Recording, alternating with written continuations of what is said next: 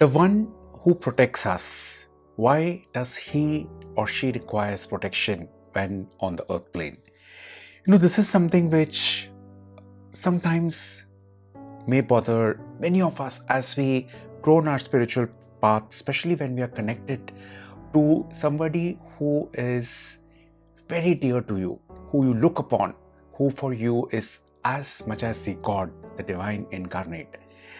And then these questions start bothering you as to, when you see, especially practically, that people are taking care and he's allowing the people to take care, or she's allowing the people to take care in the status that that person is. So you wonder, why is this happening? So to understand this, friends, let me tell you a story. This is a story from Ramayana, and you must have heard of the famous part of the story where Ravan actually, in order to kill Ram, puts Ram into a mystical form called as the Nagpash. It's a mystical attack whereby he becomes completely unconscious, and if nobody would come and take him out of that condition, he would die. So therefore, all the people from Ram's side start praying, and they could not find any way. During that time, it so happens that Lord Narad, he comes around, and Narad Muni suddenly comes across one person. He remembers that there is one person who can cure this state.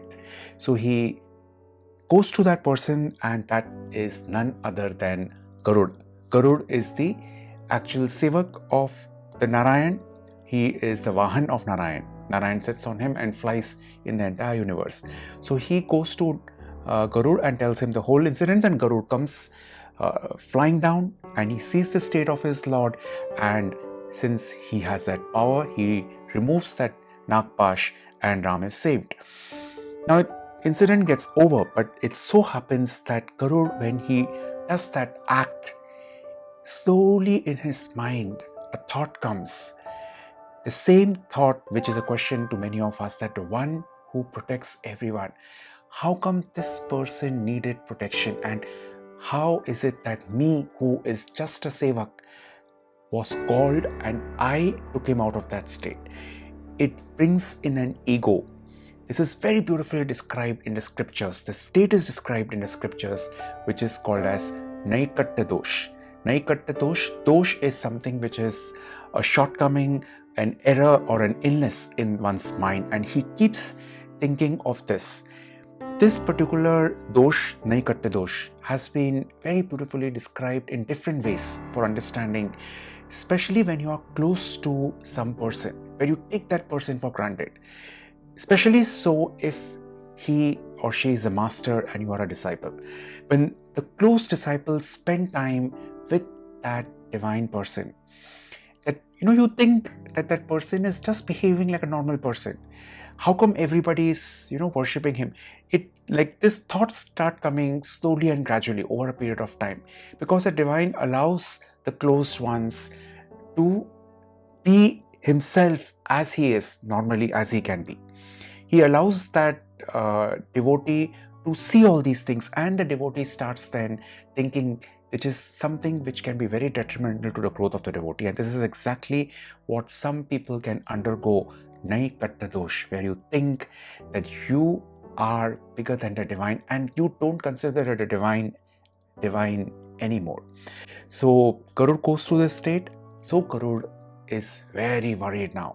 Garud, being Garud, start thinking that if he does not come out of this state, he is not going to be doing the right thing. And so he goes around asking for help. So he first goes to Narad Muni, that, sir, you called me to save Rama. Now you take me out of this state where I think that he's not even a god. I think that he's like just the other normal person who needed help from somebody like me, just a bird. So Narad Muni says that I don't have any solution for this. Let us go to Lord Brahma. So they both go to Lord Brahma, and Brahma being the creator, they think that he will have the answer. Now Lord Brahma when he hears the whole incident, he starts smiling. And he tells that a few times he himself has undergone a very similar situation. But here Brahma then tells that I don't have a solution for this, but I know one place on earth plane, which is a Nilgiri mountain. You go there and you will find a solution. So Garud goes flying down in seconds and reaches the Nilgiri mountain. On the Nilgiri mountain, he sees a beautiful scene where there is none other than the famous Kakbhushandi. Kakbhushandi, and he's the one who had helped Ram.